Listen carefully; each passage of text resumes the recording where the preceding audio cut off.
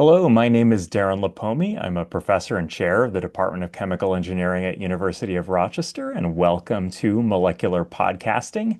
Today's episode is a conversation with Dr. Brian Davison, a distinguished alumnus of the University of Rochester and one of the leading figures in industrial biotechnology and bioprocess engineering. He earned his bachelor's degree in chemical engineering right here in Rochester before completing his PhD at Caltech. Brian is the chief scientist for systems biology and biotechnology at Oak Ridge National Lab, where he's led transformative work in bioenergy, biomass conversion, and the circular bioeconomy. Over his career, he's published more than 200 papers and helped translate lab scale discoveries into commercial technologies licensed to industry. Highly relevant to today's conversation, he's an active and longtime member of the American Institute of Chemical Engineers, having served on the board of directors and as a trustee of the AIChE Foundation. Brian is now a candidate for AIChE president, where he hopes to bring his experience in research, mentorship, and outreach to the broader chemical engineering community. Dr. Brian Davison, welcome to Molecular Podcasting. Well, hi, thank you, Dr. Laponi. And this is an honor and glad to here to talk about career outlooks, broad aspects of the bioeconomy and how chemies fit into that.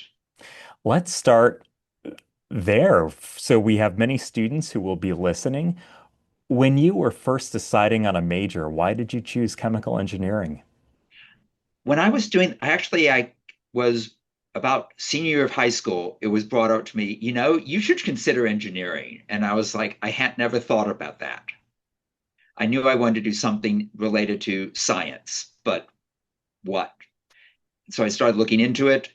And when I came to one of the reasons I chose Rochester was because I could do a breadth of different things. There were other disciplines I could reach into. I knew I wanted to do something between science, engineering, and biology.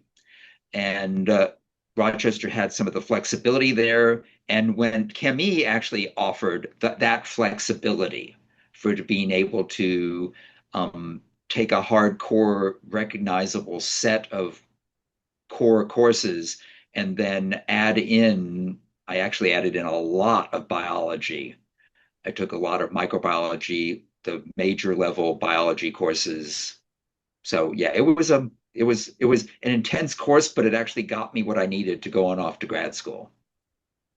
When you went on to grad school, did you continue the themes that you were involved in undergraduate research, or did you pick a different topic?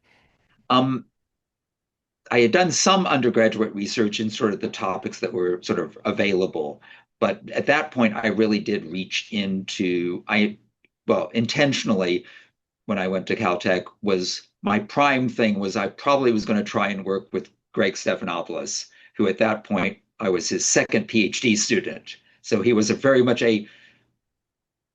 well, in the career perspective, obviously much older than I was at the time. Now the difference is not so much within there, but his interface in looking at biology at the time I thought was really intriguing to me and was one of the things I wanted to work on for that. And so, yeah, I dove much deeper into running bioreactors, culturing microorganisms, trying to understand mixed cultures. When students are deciding on majors now, there is a bit of a trend away from chemical engineering and toward computer science, for example. Do you have any insight as to why this might be? Why is chemical engineering at a dip in enrollment? One of the things is no one ever knows. Well, if you're a high school student, chemical engineering is never on the top list of, oh yeah, this is one of the big fields and this is a course I have had in high school and have an AP exam in, and so I can look forward to. So it's a secondary choice and degree that you sort of move into because you see what it can accomplish for you. as things matter and things do shift in time and space within things. When I was first coming through, all the departments were chemical engineering. Now, many of the departments are chemical and biological, or chemical and materials, or chemical and other types of cross-disciplinary things to really draw that up more strongly. I think one of the aspects is you can actually do more in computing sort of on your own as a citizen scientist, shall we say, or citizen engineer. It's a little more challenging to do, well, state law may prohibit you from setting up a distillation column for distilling ethanol in your backyard. So there, to just point out one example of how of a good engineering experiment, but a little more challenging to do in your kitchen or from your own desktop. So I think in some ways, and that's one of the challenges we have is as a discipline is that communication is making people aware at the right place and the right time that this is a possibility, and actually it doesn't constrain them. There are chemical engineers who are doing either directly deep computational work, deep biological work, deep material science work in industry and in academia, and or finding collaborators who, which is some of what I've done, is finding collaborators who are experts in like molecular dynamic simulations using supercomputers or deep neutron or mass spec analyses. In your work in AIChE, have you been involved in any particularly successful outreach activities that have targeted, for example, middle school or high school students to explain to them what chemical engineering is? Yeah. I've not been as personally involved within there, but that's one of the things I would look at for using the AIChE president's bully pulpit, so to speak, to help promote, because we have some really strong programs that have come forward. The Biochemie for mostly high schoolers, which is that thing you're talking about. And they've developed a range of age appropriate activities for that. If we're looking at a little bit older, to keep because one of the other things is once people are in the pipeline is to keeping them engaged in the community and retraining and relearning. And for that, I think like ChemiCar is a great example for the student, undergraduate chemi major student organizations to really go forward. If you've ever gone to one of their competitions, it's exciting. It's fun to watch a car that they've carefully designed to stop on a dime just by its energy, mass, and momentum balances of how they're trying to make it all work. But more broadly, it's the engagement like with our ILI to try and do continuous learning throughout your career. On a personal level, and I'm going a long way, a lot of my work with outreach has been public speaking, particularly in bioenergy, but also as one of the centers I've been involved with at Oak Ridge, the Center for Bioenergy Innovation, we've actually done an outreach program with the Creative Discovery Museum and about currently 4 other museums, but we worked with over 20 different museums. And that was developing a bioenergy, biofuels, hands-on experiential lessons for kindergarten through 8th graders, developing kitchen science protocols, developing things, and that actually doing that with educators. Things I've learned from that is one, you got to get the science right, but you got to get it age appropriate. And then you've got to make it so it's valuable for the teachers by actually meeting educational standards. Like this lesson will help teach them graphing of the results they just measured. And often we think of our outreach things as they're fun and engaging, but it's also really to help, you have to help make the teachers get it all to work as well within that. So that's been a really successful program. We've reached hundreds of thousands of students and parents. And it's because of it being a distributed model. And I think that's part of what we have to do is enable all of us to more easily go out and do activities and do things. Because many of us get asked, hey, could you come to my school and do a hour about? Sure. And that's really intimidating if you're thinking of it from scratch. Absolutely. Whereas if you actually know where to go looking for some resources or some experiments or some things that can be done, it then your energy barrier and the quality of what you do gets better. And So I'd it's say at the middle school level, it's keep them in STEM. At the high school level, make them at least realize, oh, engineering and chemical engineering is a possibility to explore as an undergraduate. In the undergraduate, it's to keep them engaged in a really hard curriculum. Absolutely. And I should point out that Brian is the recipient of the Oak Ridge National Lab Science Communicator of the Year Award. And is it presumably for that work? And just curious, how did you learn that you were going to receive that award and what was that like? Yeah, that's Oak Ridge. You has actually an annual series of awards, and that is one of the categories. And so, yeah, I found out about that, well, when I got it in that particular year. So within there. But yes, it was largely from this work and from a lot of other public speaking that I've done. What can you tell students about careers in the national lab system? So, a lot of times, students have this idea of a dichotomy between industry and academia, but then another route for research is the national lab system. Yeah.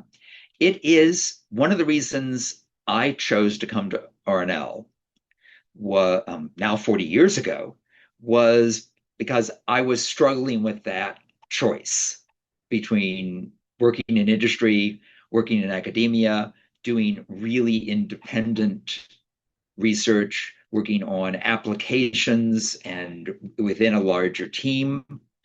And when I got the chance through basically my simple network at the time to actually know that there was a job opening in bioprocessing, biochemical engineering, apply, interview, and was offered it. The reason I chose was because of it being a hybrid, and partly because I couldn't make up my mind what I wanted to do. Ultimately, I would say one of the reasons I've stayed at RNL, um, which was not my original plan, was I was figuring I'd make up my mind in 5 years and then I'd go either to industry or academia. One of the reasons I stayed was because I could continue to work at that interface. I could do things that were very applied. I could work in teams. I could work individually, and I could do things that were fundamental science and keep and publish papers.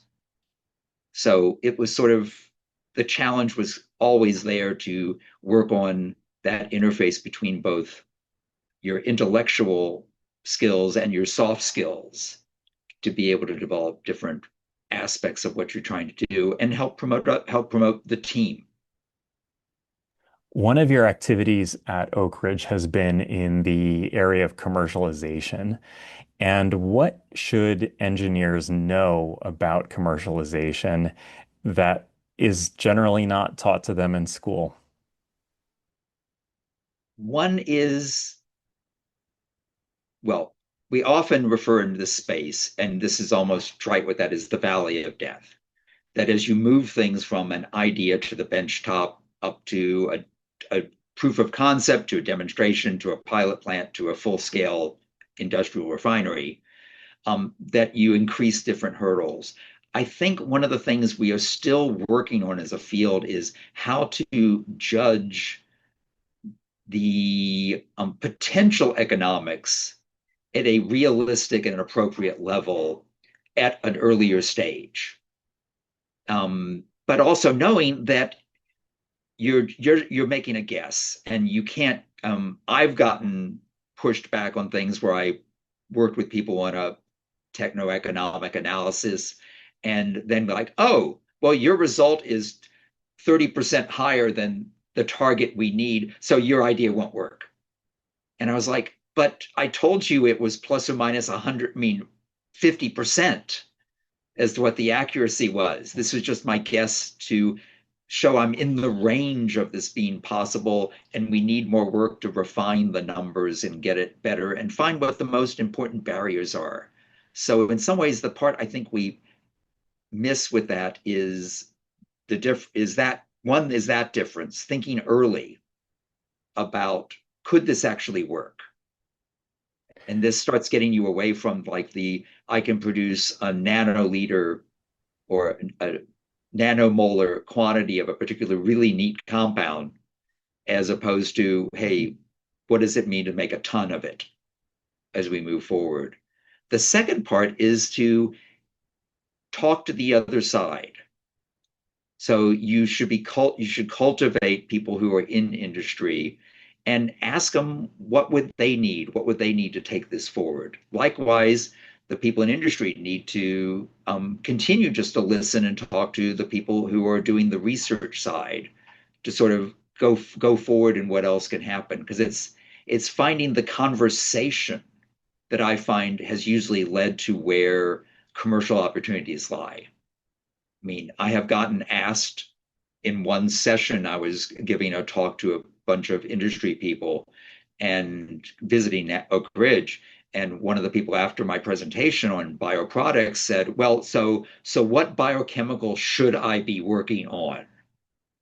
And I have to admit, my answer maybe was a little flippant, but it was if I knew the answer, I'd be going commercializing it. I wouldn't tell you in a public forum.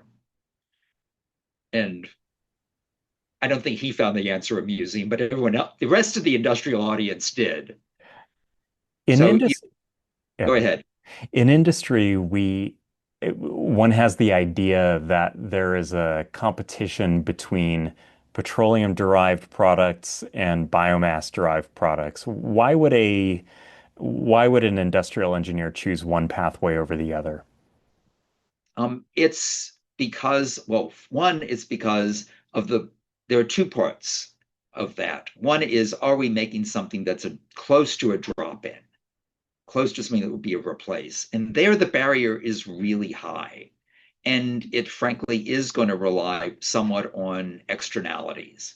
I mean, do we want to find ways to move beyond fossil energy? Now, I still think petrochemicals, we're going to still need to find and use and exploit as we move forward because there are unique things that they're particularly good at making. On the biological side, you can make a whole broader range of types of compounds with often exquisite sensitivity.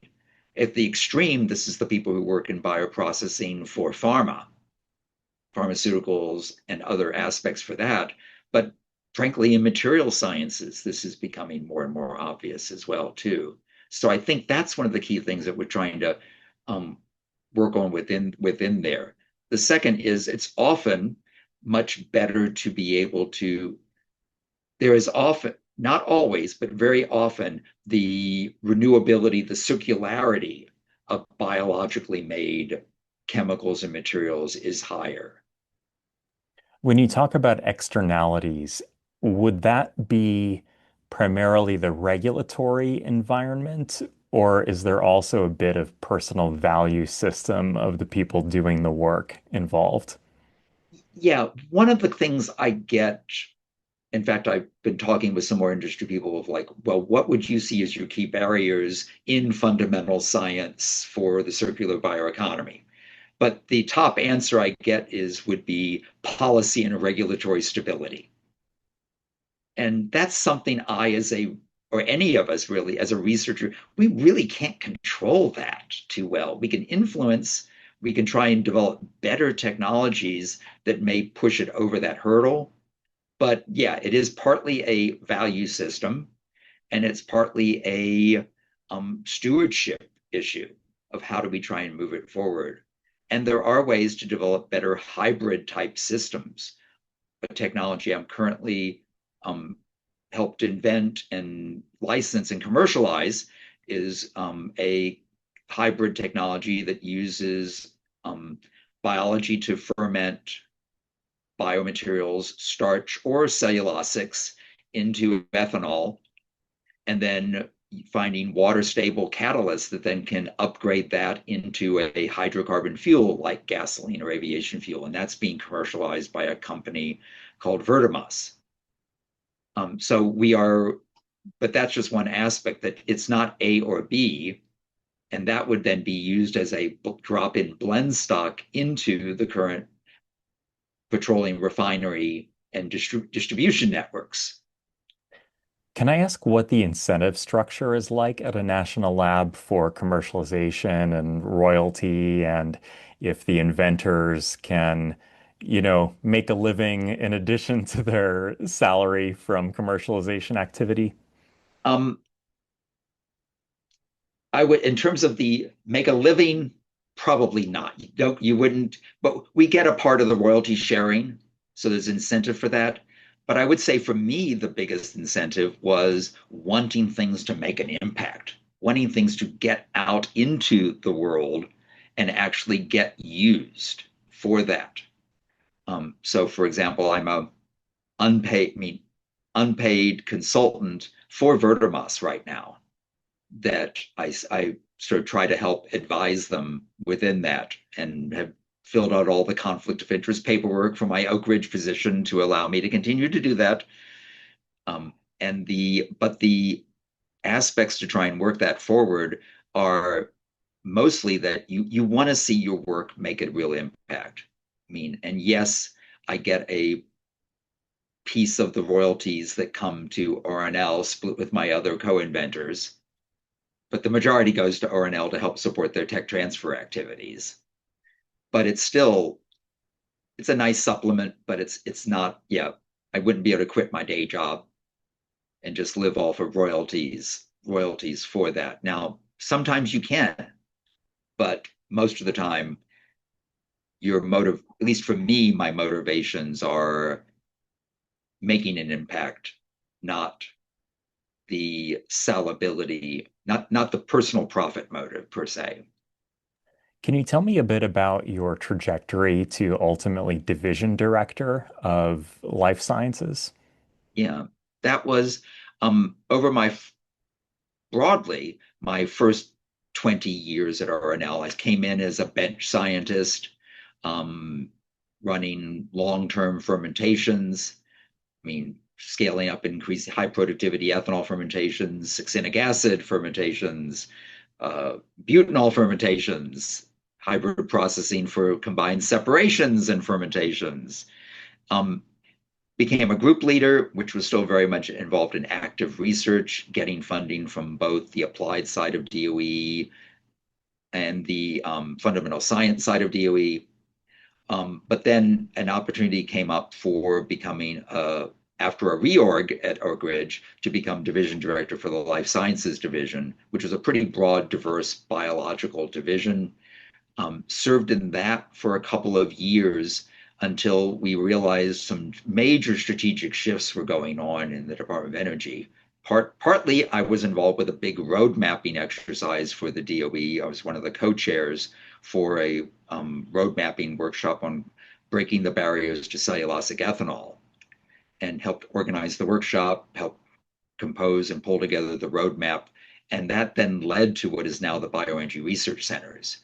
But that strategic shift, we shifted me off to this more chief scientist role as a strategic thing where we really needed someone focusing on building those teams, developing the science case, developing what we might do.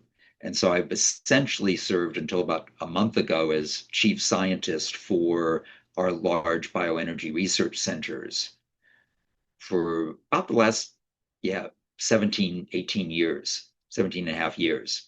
So, and that's been sort of a capstone part of my career as well, because that really used communication skills. It used building teams. It found ways to build networks among people who knew each other and ought to work together in a more integrated fashion. I mean, it's amazing how much can happen if you just have someone helping to say, were you aware so and so has this technique that might be helpful to you? What do you know now that you wish you knew before going into a leadership role? Well, this will go back to almost management.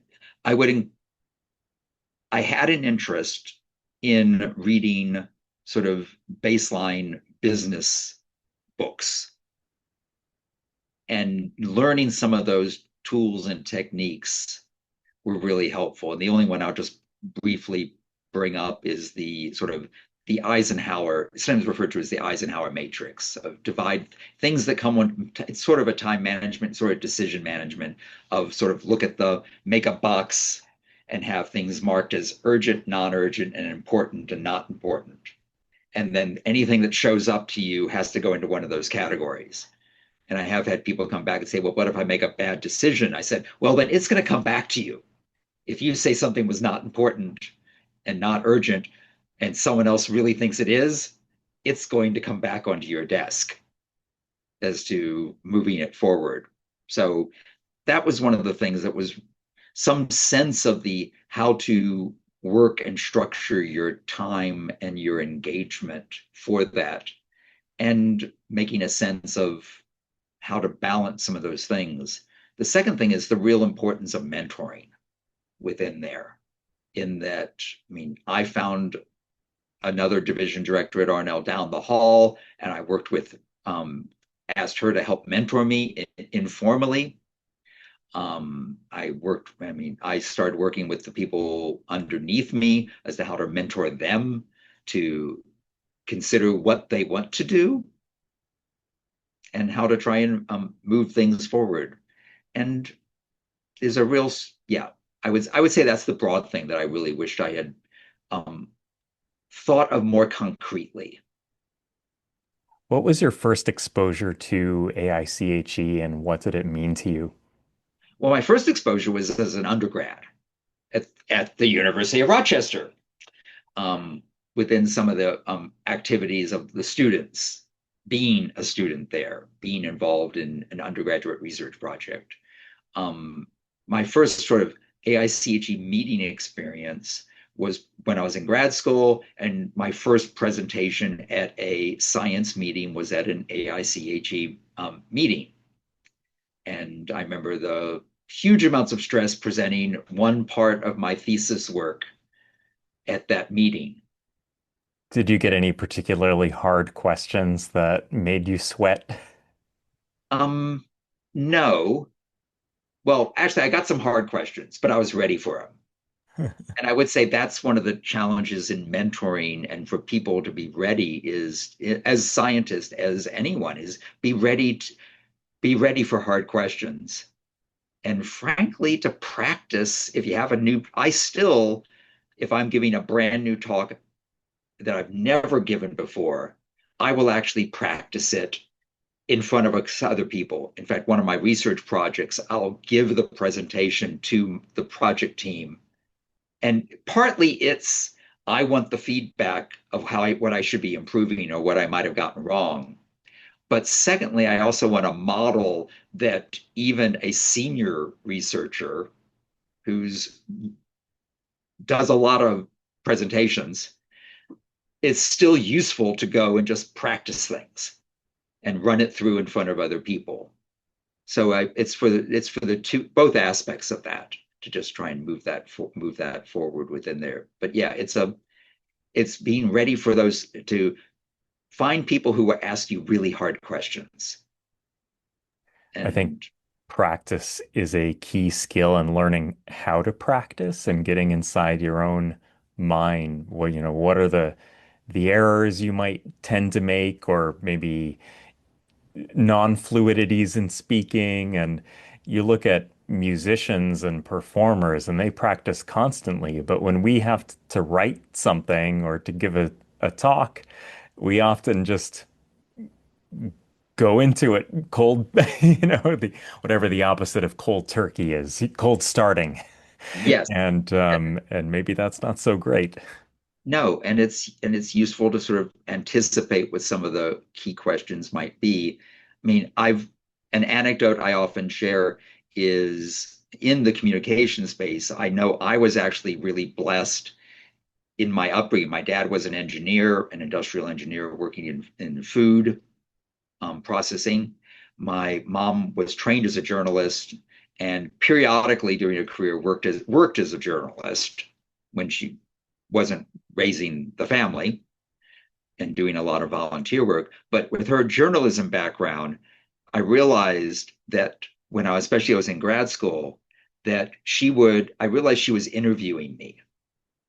She was using her interview skills when she would ask me, "So, how's your research going?" And this even happened a week before she died. I mean, about a decade ago, that I was talking with her, and she said, "How's your research going?" And I started describing some of the recent experiment. She said, "Wait a minute, let me get my notebook." And she would pull out her spiral notebook and start taking notes and marking. And then she saw, "Oh, I have a follow-up question from when we talked 2 weeks ago."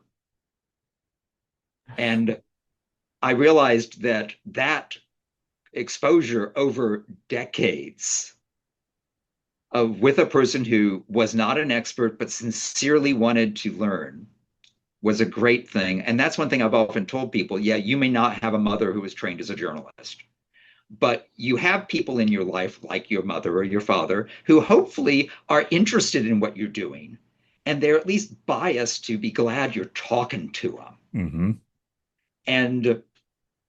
And that hopefully, if you can get them comfortable enough, will ask you questions that make you have to explain why you're doing what you're doing at a basic level. Is communication one of your, oh, I should back up. So you got into leadership as a board member in AIChE.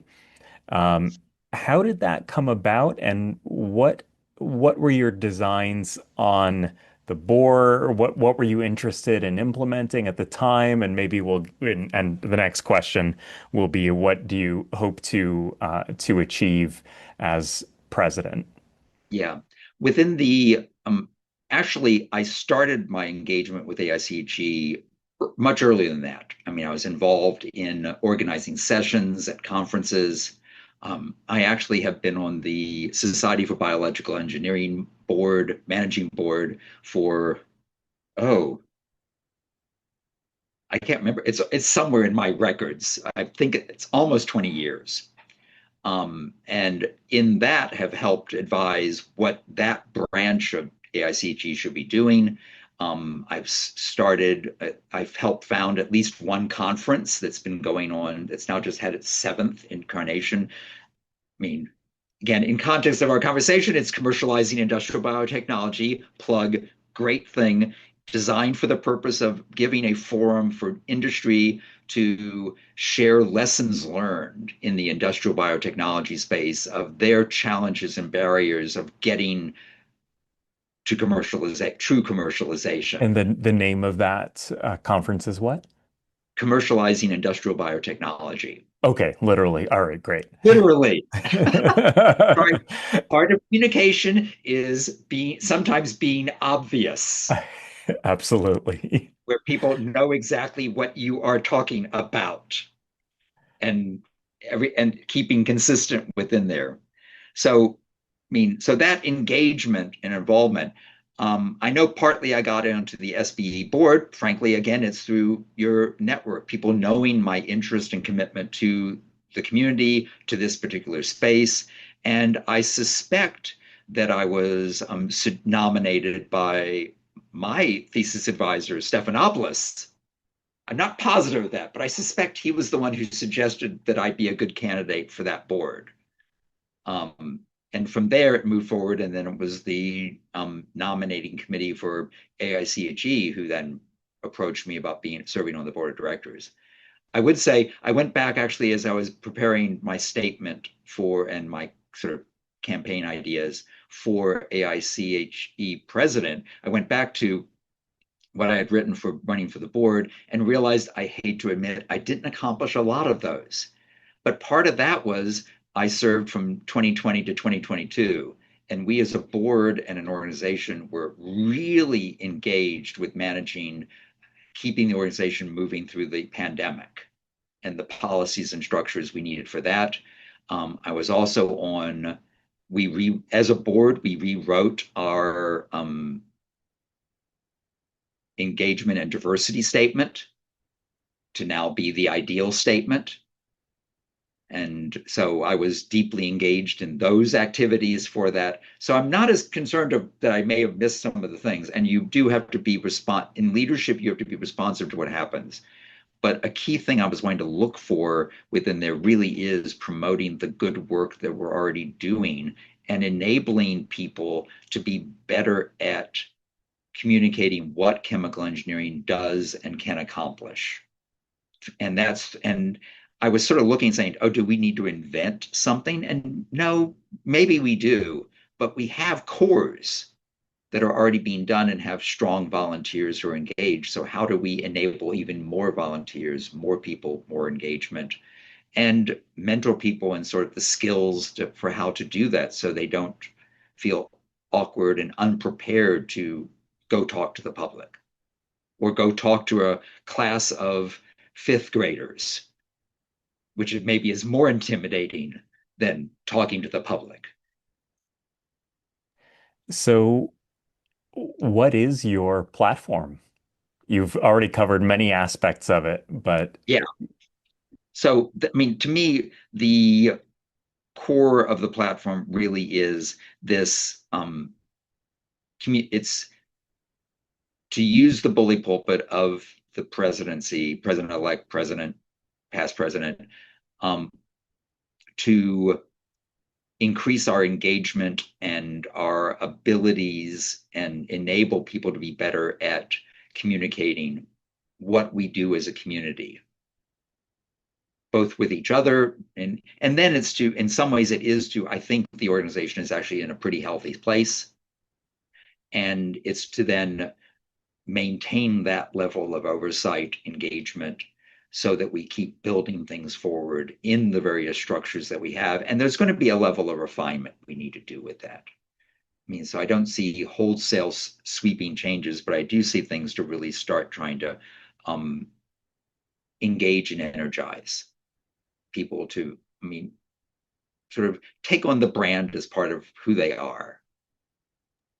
are there other professional societies that you look to as a model or maybe aspects of the way that others are run that you appreciate?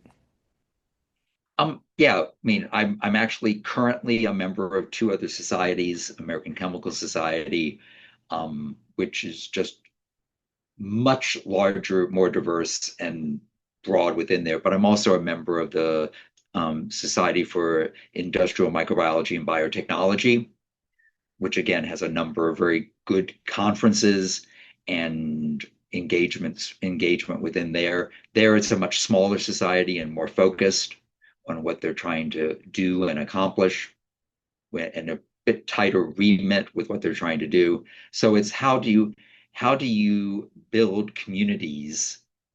I'd say from SIMB, it's how do we build the actual smaller networking communities in a large organization. And it's for looking upwards toward like ACS, it's how do we have the level of remit and impact from that a organization, actually I'm not completely certain, but at least 5 times larger, it such as ACS has. Sure. Yeah. What? Which Um, means which to have larger impact, you've got to be efficient and targeted. You can't then focus on everything. so you mentioned ACS being a more diverse organization. What can you tell us about the PRISM community that you started at RNL? Okay. Um, Within that, in 95, we actually, I and two other group leaders at the time at RNL, sort of like, okay, yeah, let's do something. And we started petitioning management first to just have a group. And from that, we then started, that took 2 years to get recognized. It's a different time and space. Hmm. And from there, we've always been engaged with having a broader access for the from the LGBTQ community and some of the issues specific for that, but also more broadly with the engagement with the rest of the RNL community and showing and just having it be just one more aspect that people should be comfortable with within there. So, for example, I always keep pointing out that allies has always been part of our goal and remit. And yeah, coming to a meeting, I have no idea which letter you might identify with. And there's a significant member of our members who show up who are in very much in the allies supportive category, Hmm. whether it's for their colleagues or their friends or their children. Sure. Yeah. What didn't I ask that you really want to share? Uh, I think we've touched on is the thing that the a challenge for all of us is to show the broad value of chemical engineering to our membership. The other is how to another challenge that I'm looking at, and this is part of sort of underneath sort of what I would say is the platform and the short space we had for that, is to how to. There are a lot of things that I've done in my career that were really valuable to me or to people I've worked with, but in mentoring people, in learning techniques for managing people under me and managing my management, which, as I mentioned that concept to people I talk to, they're like, oh, I have to manage my manager. I have to manage my boss. Bosses don't like to know that you're doing that. But there are things to do that. But many of those don't scale. And that's a real challenge for an organization that a big value that I found in AIChE and in my career at RNL is working in teams and working in networks of things, knowing the right person to ask a question. So I mean, in the old days, you'd call up a friend who was an expert and ask the question that now we think we can get from asking Google AI. And you actually get a better, because they'll ask you follow-up questions from talking to a colleague. And then she can then refer you to, you should talk to X, person X, to try and move forward within there. And you always want to try and find ways to try and move that sort of things forward. So I think a real challenge for all of us is how to scale those types of interactions and relationships as we move things forward. And I don't have an answer for that, but I think that's one of the issues. And frankly, and if I'm going to look at the life at interfaces and my work in transitional environments between industry and academia, between solid, liquid, and mass transfer, between kinetics and separations, between um, yeah, yeah, all sorts of. I can sort of look at nearly everything I have done, and it's always been working between fields, I love and it. that's It's a the challenge. But it's a great strength, especially if you can learn the communication skills. and it's literally the scientific sense of interfaces superimposed on the professional environment. Yeah, yeah. And you ask, I actually realized early, probably about 10 years into my career, that one of the skills I brought to teams I was on was I could translate nearly everyone else's jargon. That's a wonderful skill. And yeah, it's useful to have people like that engaged with you who then translate that and ask hard questions. So it's that. And if I was going to point out a skill that I think I reflect is the ability to try and ask hard questions. I think that's a wonderful place to conclude. Dr. Brian H. Davison is the Chief Scientist of Systems Biology and Biotechnology at Oak Ridge National Lab and a candidate for President of the American Institute for Chemical Engineers. Brian, thank you so much. Thank you very much.